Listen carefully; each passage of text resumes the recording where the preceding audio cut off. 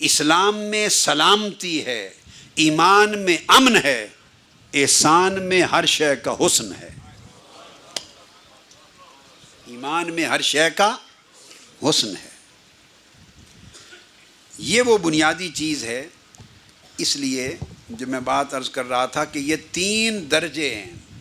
اب جب خطاب کیا یا ایھا الذین آمنوا ادخلوا فی السلم کافہ، تو مسلمان تو وہ پہلے ہو چکے تھے، بلکہ جب یا ایھا الذین آمنوا کا تو ایمان ان کے دلوں میں بھی داخل بولیے ہو چکا تھا، دلوں میں متمکن ہو چکا تھا۔ تو جب وہ مومن ہو چکے تو مومن ہونے کے بعد جب انہیں حکم دیا جا رہا ہے ادخلوا فی السلم کافہ، مومن کو کہا جائے کہ اسلام میں داخل ہو جاؤ، یہ کیا بات ہے؟ گریجویٹ کو کہا جائے کہ پرائمری پاس کر لو، ماسٹرز کو کہا جائے کہ میٹرک GCSE پاس کر لو،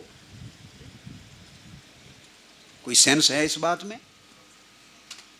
اس میں کوئی سینس ہے؟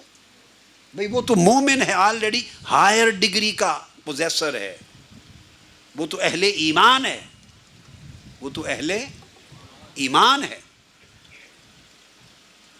اور اس اہل ایمان کو کہا جا رہا ہے ادخلوا فی السلم کافہ، کہ اسلام میں داخل ہو جاؤ۔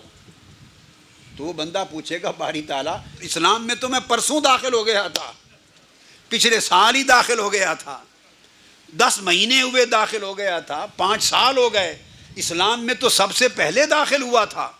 تو داخل ہوا تو بڑھتا بڑھتا بڑھتا تب جا کر ایمان آیا میرے اندر، اور آپ اس قابل بنا کہ آج تو مجھے یا ایھا الذین آمنوا کہہ کر مخاطب فرما رہا ہے۔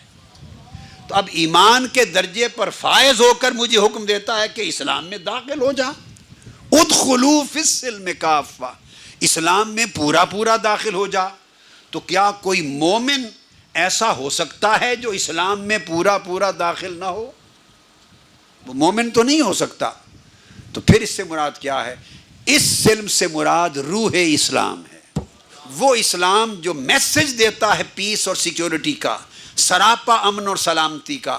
وہ کہنا چاہتا ہے قرآن، اے مومنو، اے ایمان والو، اسلام یعنی سلم میں پورے پورے داخل ہو جاؤ، یعنی سر تا پا اور ظاہر و باطن میں سراپا امن، سراپا سلامتی بن جاؤ۔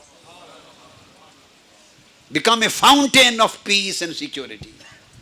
Become a fountain of peace and fountain of love and fountain of generosity and fountain of tolerance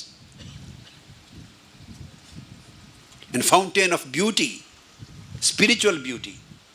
وہ کہا جا رہا ہے کہ سلم میں پورے پورے داخل ہو جاؤ کہ وہ رنگ پورا چڑھا لو کہ تمہارے ظاہر و باطن میں امن ہی امن نظر آئے، جو تمہیں ملے اسے امن نصیب ہو۔